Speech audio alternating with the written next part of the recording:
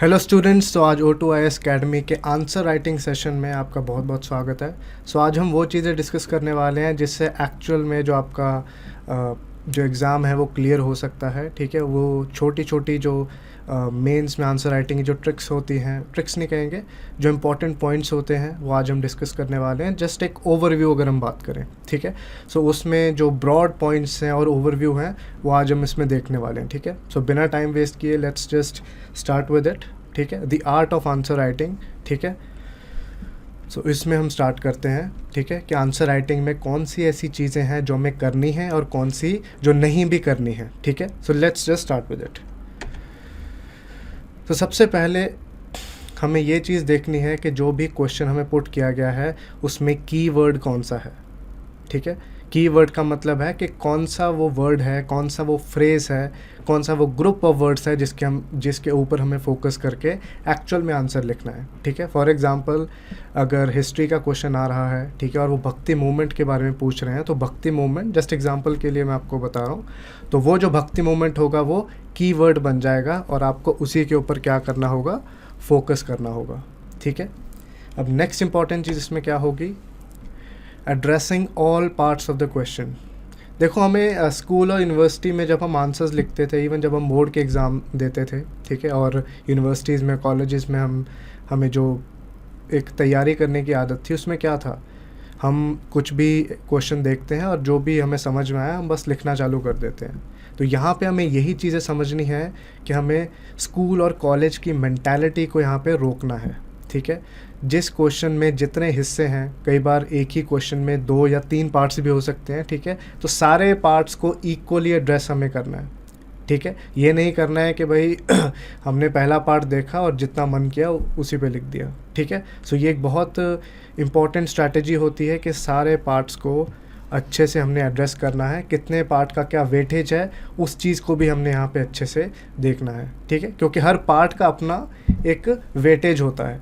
ठीक है, अब हम नेक्स्ट पॉइंट पे चलते हैं। ठीक है, uses of facts as well as analytical statements.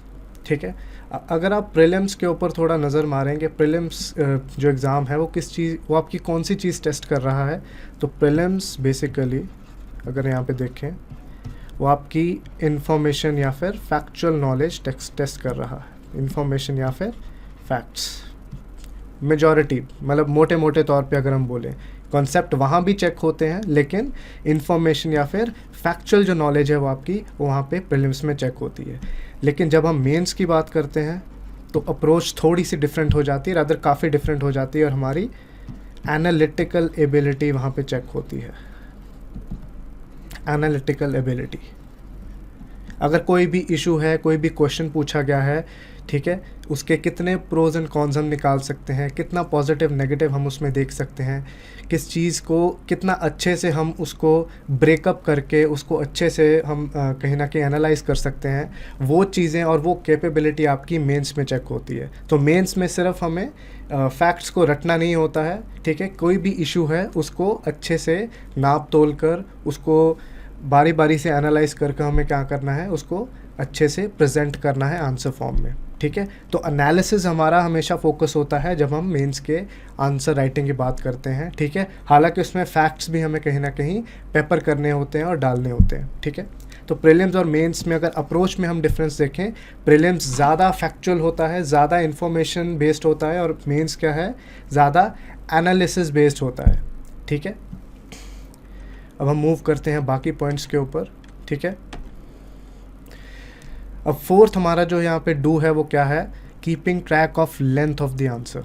ठीक है, वैसे तो देखो, जब भी आप यूपीएससी या फिर even state civil service exams के मेंस में जब हम आंसर राइटिंग करते हैं तो स्पेस गिवन होती है कि इतने 2-3 पेजेस में ही आपने आंसर लिखना है। ठीक है, लेकिन फिर भी हमें आइडिया होना चाहिए कि कोई भी अगर आंसर है उसका लेंथ कितनी रहेगी, और लेंथ के हिसाब से आपने कितने मिनट्स उसको अलॉट करने हैं। ठीक है, जैसे हम कहते हैं ना कि टाइम सबसे बलवान चीज़ है, तो यहाँ पे वो चीज़ यूपीएससी के मेंस में सबसे ज़्यादा लागू होती है। ठीक है, सबसे ज़्यादा इम्पॉर्टेंट जो फैक्टर है पूरे मेंस में और इवन अदरवाइज भी, that is time management.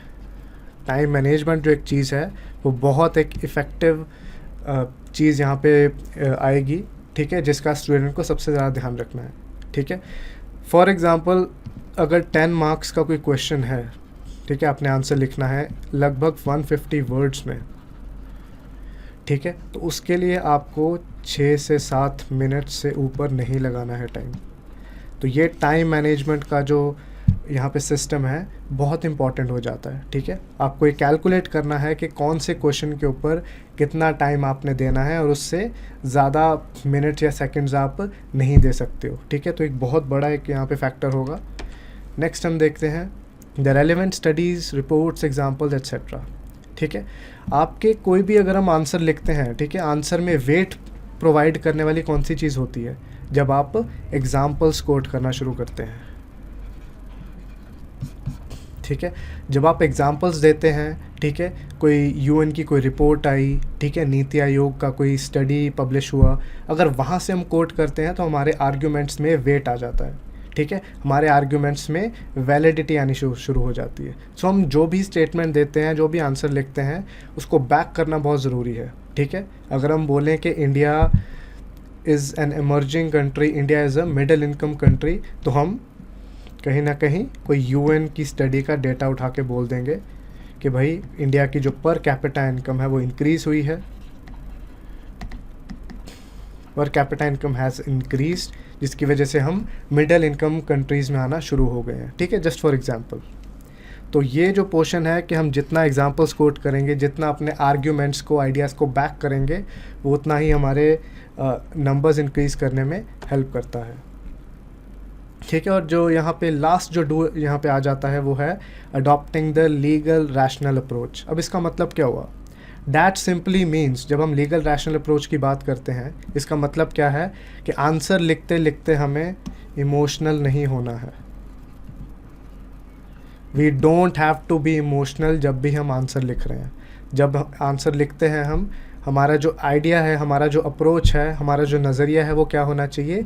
Legal rational. Rational इंसान वो होता है जो सोच समझ के आंसर लिख रहा है, ज़्यादा भावनाओं में नहीं बह रहा है। लीगल मीन्स कि हमारी जो सोच है वो हमारे इंडियन कॉन्स्टिट्यूशन के साथ मैच करनी चाहिए। इंडियन कॉन्स्टिट्यूशन की जो भी सोच है, इंडियन लीगल सिस्टम की जो भी अप्रोच है, उसके साथ है कि सिंक में होना चाहिए और उसी के साथ वो कहीं ना कहीं मैच करनी चाहिए। तो बहुत ओवर इमोशनल होके हमें आंसर्स नहीं लिखने होते हैं। फॉर एग्जांपल किसी कास्ट के ऊपर आंसर आ गया, रिलीजन के ऊपर आंसर आ गया, एथिक्स में आपको बहुत सारी केस स्टडीज़ करनी पड़ती हैं, ठीक है, कि फॉर एग्जांपल के कोई गरीब है, ठीक है, उसको किसी भी स्कीम का बेनिफिट नहीं मिल रहा है। सो हमें इस चीज़ का ध्यान रखना है कि इमोशंस में हमें फ़्लो नहीं कर जाना है, इमोशंस पे नहीं बह जाना है। इसलिए ये जो अप्रोच है, ये जो एक माइंडसेट है, वो अपनाना बहुत ज़रूरी है, ठीक है। आई होप यहाँ तक आप समझ पा रहे हैं चीज़ों को। नाउ लेट्स डिस्कस के कुछ डूज तो हमने कर लिए हैं कि ये चीज़ें हमें करनी है, अब कौन सी चीज़ें हमें आंसर राइटिंग में नहीं करनी है, ठीक है। अब कुछ स्टूडेंट्स को पैराग्राफ्स लिखने की हैबिट होती है, ठीक है, वो पॉइंट्स में नहीं लिखते हैं और पैराग्राफ्स लिखते हैं, ठीक है। तो हमें बड़े बड़े पैराग्राफ्स नहीं लिखने हैं, ठीक है। एक चीज़ हमें याद रखनी है कि हमें जितना अपने आंसर को ब्रेक करना है, ठीक है, जितना हम एग्ज़ामिनर के लिए इजी बना देंगे कि वो हमारे आंसर को अच्छे से देख पाए, उतना ही हमारे मार्क्स गेन करने के जो चांसेस हैं वो बढ़ जाते हैं, ठीक है। सो बिग पैराग्राफ्स या फिर बिग पॉइंट्स सबसे बड़ा नो हो जाता है, डोंट हो जाता है आंसर राइटिंग में, ठीक है। तो हमेशा अगर पैराग्राफ भी लिख रहे हैं तो स्मॉल पैराग्राफ या फिर स्मॉल पॉइंट्स, ठीक है। डिस्कशन बहुत ही ब्रीफ होनी चाहिए, चाहे कितना ही बड़ा आंसर हो, ठीक है। नेक्स्ट आ जाता है writing controversial examples. For example कोई भी रिलीजियस सेंटिमेंट की बात आ जाए, कास्टिज़म के ऊपर बात आ जाए, जिसमें आपको लगता है कि शायद कोई कम्युनिटी है, ठीक है, जिसके आपने अगर एग्जांपल दिया तो वो हर्ट हो रही है, ठीक है। इनफैक्ट अगर हिंदू मुस्लिम की बात की जाए तो अगर आप हिंदूज़ का साथ यहाँ पे देते हुए मिलोगे आंसर के अंदर, तो फिर सेकंड वाला जो पार्ट है इफेक्ट होगा और वाइसा वर्सा, ये चीज़ आप देख पाओगे, ठीक है। तो जितने भी कंट्रोवर्शियल एग्जांपल्स हैं उनको कोट नहीं करना है, ठीक है। आपने डिप्लोमेटिक लैंग्वेज का यूज़ करना है, डिप्लोमेटिक लैंग्वेज, ठीक है। और स्ट्रेट फॉरवर्ड अप्रोच इतनी नहीं रखनी है कि आप एक कम्युनिटी को, एक ग्रुप को या फिर किसी भी चीज़ को क्रिटिसाइज़ करते हुए नज़र आओ, ठीक है। तो एक बायस यहाँ पे नहीं दिखना चाहिए, चाहे वो किसी के भी खिलाफ है, ठीक है। तो कंट्रोवर्सी से हमें आंसर में दूर रहना है। अब है वेस्टिंग वर्ड्स ऑन इंट्रोडक्शन। कई बार क्या होता है कि हम जब आंसर लिखना शुरू करते हैं, ठीक है, तो उसमें हम काफ़ी सारे वर्ड्स जो हैं वो इंट्रोडक्शन पे ही वेस्ट कर देते हैं। इंट्रोडक्शन एक ऐसा एक पार्ट ऑफ द आंसर है जिस पे लीस्ट फोकस हमें देना होता है, ठीक है। एक आंसर के 3 पार्ट्स होते हैं, इंट्रो, बॉडी और कंक्लूजन, ठीक है। तो सबसे ज़्यादा फोकस होना चाहिए, मैक्सिमम फोकस बॉडी पे, उसके बाद सेकंड प्रेफरेंस जो है वो कंक्लूजन पे। कंक्लूजन आप थोड़ा सा लंबा खींच सकते हो, और जो बिल्कुल थर्ड जो प्रेफरेंस यहाँ पे मिलनी चाहिए वो किसको, इंट्रोडक्शन पे, ठीक है। तो इंट्रोडक्शन में अगर हम बात करें 2-3 लाइन से ऊपर आपने नहीं खींचनी है। अगर आपने 50, 60, 70 वर्ड्स इंट्रोडक्शन में ही अगर आप खा गए तो डैट मीन्स कि जितना बाकी बचा आंसर है आपको मार्क्स वहाँ से मिलेंगे, यहाँ से नहीं मिलेंगे, ठीक है। अगेन यहाँ पे बात आ जाती है सेंटिमेंटल अप्रोच, जो कि इमोशनल अपने आंसर में नहीं होना है, ठीक है। इट डजंट मीन कि you have to be cold and rigid, एकदम हमने निर्दयी भी नहीं होना है, ठीक है। लेकिन हमें एक पॉजिटिव और ऑप्टिमिस्टिक व्यू लेते हुए लीगल रैशनल अप्रोच आंसर में रखनी है। और ये सबसे ज़्यादा जो पॉइंट लागू होता है वो कहाँ होता है, हमारे GS4 एथिक्स के आंसर्स में, एथिक्स, क्योंकि वहाँ पे बहुत सारे ऐसे केस स्टडीज़ आ सकते हैं जहाँ पे ह्यूमन वेलफेयर की बातें हो रही हो, ठीक है। कहीं पे दंगे हुए, कहीं पे कोई किसी ट्राइबल के साथ कुछ गलत हुआ, तो वहाँ पे लिखते लिखते हम इमोशनल हो सकते हैं, तो वो चीज़ हमें अवॉइड करनी है, ठीक है। अब इसमें आ जाता है, नेक्स्ट पॉइंट आ जाता है बायस्ड अप्रोच, ठीक है। अब यहाँ पे किसी भी पॉलिटिकल पार्टी और या कास्ट या रिलीजन, कोई भी ग्रुप है, हमें उसका साथ नहीं देना है, ठीक है। जो ब्यूरोक्रेसी होती है उसका पॉलिटिक्स से कोई लेना देना नहीं होना चाहिए आइडियली, ठीक है। एक न्यूट्रल अप्रोच उसकी रहती है। तो किसी भी पॉलिटिकल पार्टी का एजेंडा हमारे आंसर्स में नहीं दिखना चाहिए, किसी कास्ट का एजेंडा हमारे आंसर्स में नहीं दिखना चाहिए, किसी रिलीजन या किसी भी और ग्रुप का जो एक एजेंडा है, जो एक सोच है, एक बायस है, चाहे वो लेफ्टिस्ट थिंकिंग हो चाहे वो राइटिस्ट हो, वो हमें नहीं दिखना चाहिए। एक बैलेंस्ड हमारा व्यू होना चाहिए, ठीक है। और हर चीज़ को जब नाप तोल के हम आंसर लिख रहे हैं, ठीक है, एक मिडल पाथ फॉलो करते हुए, वही एक बेस्ट अप्रोच यहाँ पे रहता है, ठीक है। आपके मन में या फिर आपके अदरवाइज सोच में कुछ भी आपकी सोच हो सकती है, आप किसी भी पॉलिटिकल पार्टी, किसी भी रिलीजन, किसी भी कास्ट के फॉलोअर हो सकते हैं, लेकिन वो चीज़ आंसर में रिफ्लेक्ट नहीं करनी चाहिए, ठीक है। क्योंकि ये चीज़ अगर एग्जामिनर चेक कर रहा है और उसके व्यूज़ को कॉन्ट्राडिक्ट कर रहा है, अगर वो उसको लाइक नहीं कर रहा है, तो वो आंसर में नंबर कटने के चांसेस अच्छे खासे बढ़ जाते हैं, ठीक है। अब हम बात करते हैं आंसर राइटिंग में और किन किन चीज़ों का ध्यान रखना चाहिए, कौन सी चीज़ कितना मैटर करती है और कौन सी चीज़ मैटर नहीं करती है, ठीक है। तो अब यहाँ पे देखते हैं कि सबसे इम्पॉर्टेंट चीज़ आंसर में क्या होती है, the content of the answer, ठीक है।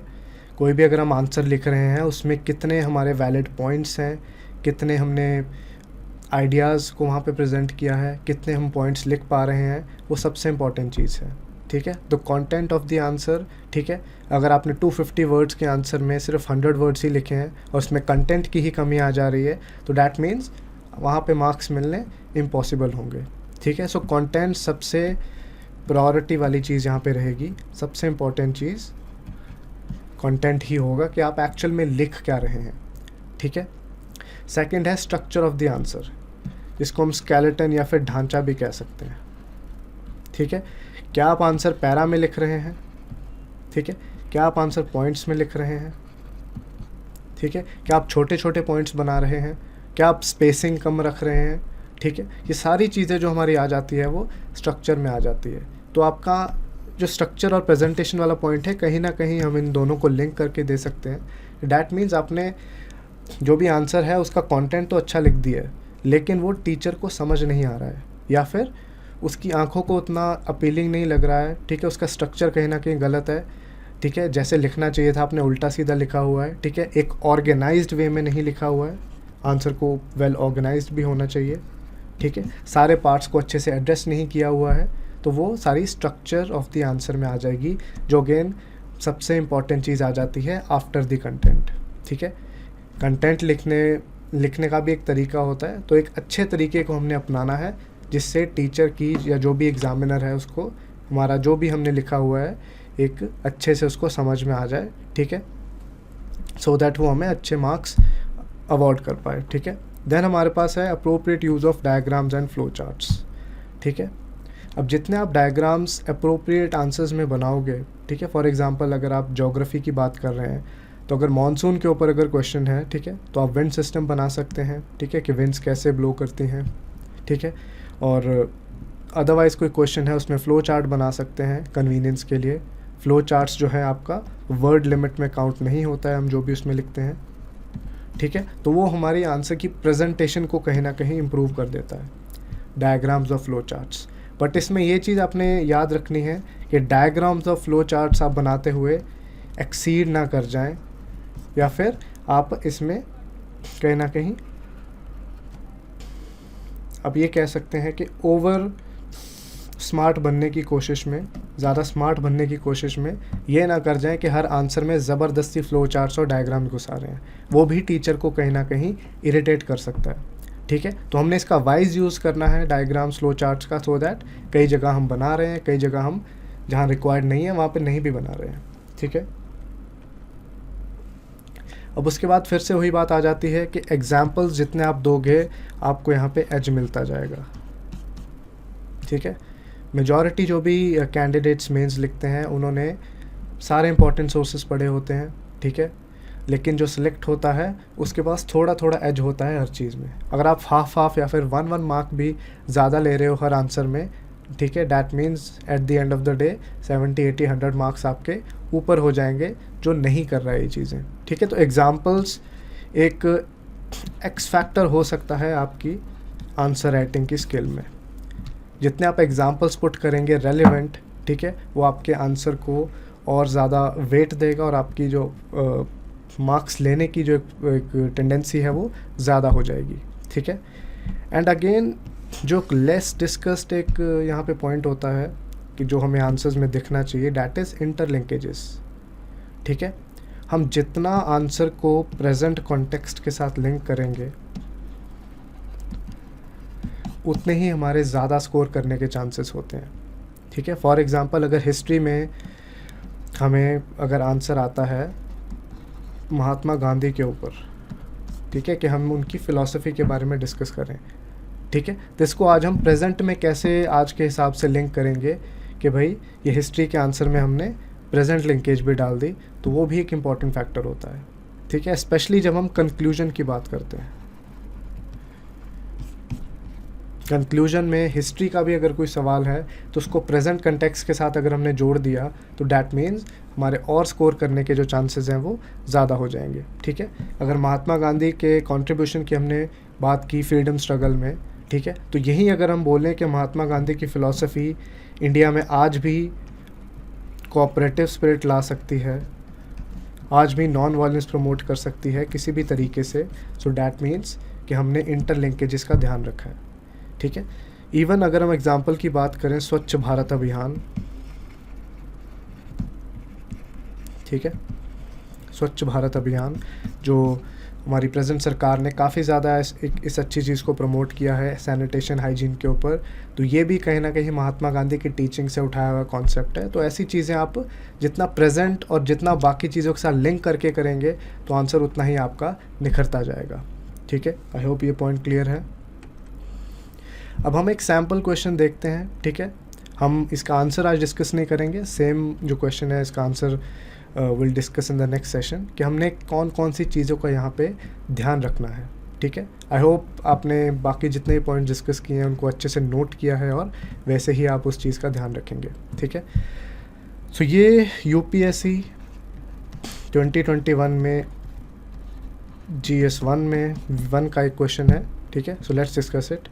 तो how does Indian society maintain continuity in traditional social values, enumerate the changes taking place in it. ठीक है, अब जब हम आंसर लिखना शुरू करेंगे तो कौन कौन से फैक्टर्स हैं, कौन कौन सी चीज़ें हैं जो हमारे माइंड में होनी चाहिए, वो हम यहाँ पे डिस्कस करने वाले हैं। ठीक है, सबसे पहले इस क्वेश्चन में कीवर्ड्स क्या हैं? Indian society, continuity, traditional social values. ठीक है, डैट मीन्स हमने इंडियन सोसाइटी की बात करनी है कि कैसे जो इंडियन समाज है वो पुरानी जो हमारी वैल्यूज़ हैं उसको आज भी कंटिन्यू कर पा रहा है। ठीक है, जैसे हम बोलते हैं कि भाई बुज़ुर्गों के पैर छूने हैं। ठीक है, लेडीज़ करवा चौथ का व्रत रखती हैं अपनी हस्बैंड्स की लंबी उम्र के लिए। तो पुरानी रीतें हैं जिसको आज भी फॉलो किया जाता है। ठीक है, तो सबसे पहले हमने कीवर्ड्स का यहाँ पे ध्यान रख लिया कि हमने किस पॉइंट के या किस सेंटेंस या किस वर्ड पे फोकस करना है सारे आंसर में। ठीक है, कीवर्ड हो गया। सेकंड है इसके पार्ट्स कितने हैं आंसर के, क्वेश्चन के। एक तो फर्स्ट पार्ट है how does Indian society maintain continuity, second is enumerate the changes taking place in it. तो इसमें 2 पार्ट्स है, तो हमने सिर्फ एक पार्ट नहीं लिखना है, 2 पार्ट्स को हमने एड्रेस करना है। ठीक है, और ये हम देख सकते हैं कि पहला पार्ट ज़्यादा वेटेज कैरी करता है या फिर सेकंड करता है। ठीक है, कई बार क्या होता है साथ में ही दिया होता है कि सपोज 10 का है तो 6 + 4 की वेटेज है, तो आपको वेटेज भी साथ साथ में देखनी होगी क्योंकि यूपीएससी में वेटेज भी साथ साथ में गिवन होती है इन मैनी केसेस। अगर नहीं गिवन है तो हमें इक्वल वेटेज देनी है। तो कई बार क्या होता है कि हम इतनी जल्दबाजी में आंसर लिखते हैं और हम पहला पार्ट देख लेते हैं, दूसरे को जब हम देखते हैं तो आधी से ज़्यादा स्पेस ख़त्म हो चुकी होती है। ठीक है, तो हमने वो पैनिक नहीं करना है, कहने का मतलब। ठीक है, आई होप यहाँ तक क्लियर है। और एक और जो इम्पॉर्टेंट चीज़ है जो हम न्यू यहाँ पे डिस्कस करने वाले हैं कि वो डायरेक्टिव ऑफ द क्वेश्चन क्या है। ठीक है, कि डैट मीन्स वो पूछ क्या रहा है। डायरेक्टिव क्या है? हाउ, कि कैसे इंडियन सोसाइटी के वैल्यूज़ में कंटिन्यूटी आई। ठीक है, और बाद में एन्यूमरेट कि कौन कौन से चेंजेस हैं उसमें हम चेंजेस देख सकते हैं। एन्यूमरेट का मतलब क्या है? अगर हम यहाँ पे बात करें, एन्यूमरेट का मतलब है ब्रीफ में मेंशन करना। एन्यूमरेट का मतलब एक्सप्लेन करना नहीं होता है। हम डायरेक्टिव्स को भी नेक्स्ट सेशन में डिस्कस करेंगे कि किस में क्या क्या चीज़ें हमने करनी है, तो उसके बाद ये चीज़ें हम कहीं ना कहीं फोकस करेंगे। ठीक है, और नेक्स्ट अगर हम पॉइंट देखें तो उसके बाद टाइम मैनेजमेंट का हमारा आ जाता है। ठीक है, हमने कीवर्ड्स देख लिए, हमने पार्ट्स देख लिए, हमने डायरेक्टिव्स भी देख लिया। ये 250 वर्ड्स का एक आंसर था बेसिकली। तो 250 वर्ड्स अगर आपने लिखना है तो 11 to 12 मिनट्स में आपका ख़त्म होना चाहिए। तो ये चीज़ भी आपके बैक ऑफ द माइंड चलनी चाहिए। ठीक है, और एट द एंड माइंडसेट और अप्रोच। एक जो सबसे बड़ी जो गलती करते हैं हमारे यूपीएससी कैंडिडेट्स, वो क्या करते हैं कि वो एक स्टूडेंट की मेंटालिटी से आंसर लिखते हैं। स्टूडेंट, ठीक है, स्टूडेंट की मेंटालिटी से आंसर लिखते हैं, एक बच्चे की मेंटालिटी से। ठीक है, कि हमने कुछ चीज़ पढ़ ली है और हमने वही चीज़ हमने राइट डाउन कर दी है एक उस आंसर स्क्रिप्ट में। लेकिन आपको ये चीज़ याद रखनी है कि आपका एग्ज़ाम किस चीज़ के लिए लिया जा रहा है, आपको ऑफिसर बनाने के लिए। ठीक है, तो जब भी आप आंसर लिख रहे हैं तो उस आंसर में रिफ्लेक्ट होना चाहिए कि ये एक फ्यूचर ऑफिसर लिख रहा है। फ्यूचर ऑफिसर लिख रहा है। ठीक है, तो आपका जो अप्रोच होना चाहिए, जो माइंडसेट होना चाहिए, वो एक ऑफिसर का होना चाहिए, ना कि एक स्टूडेंट का। तभी आप एक सॉल्यूशन माइंडसेट दे पाओगे, तभी प्रॉब्लम्स के हल निकाल पाओगे। ठीक है, इसमें सॉल्यूशन माइंडसेट भी आप लिख सकते हैं और आपके आंसर में एक जो मैच्योरिटी है वो इसमें दिखनी शुरू हो जाएगी। ठीक है, तो ये जो ब्रॉड चीज़ें हैं जो आज हमने डिस्कस की हैं, ठीक है, हम इस आंसर को अभी डिस्कस नहीं करेंगे, वो नेक्स्ट सेशन में डिस्कस करेंगे। ठीक है, तो आई होप ये चीज़ें आपके समझ में आ गई हैं। ठीक है, और जो भी हमने यहाँ पे पॉइंट डिस्कस किए हैं आपको अच्छे से यहाँ पे पता चल गए हैं। ठीक है, तो इन चीज़ों का ध्यान रखना काफ़ी इम्पॉर्टेंट हो जाता है जब हम आंसर राइटिंग की बात करते हैं। ठीक है, सो बाकी हम नेक्स्ट सेशन में शुरू करेंगे। ठीक है, I hope you enjoyed the session, आपको सीखने को मिला। So will be proceeding in the next section.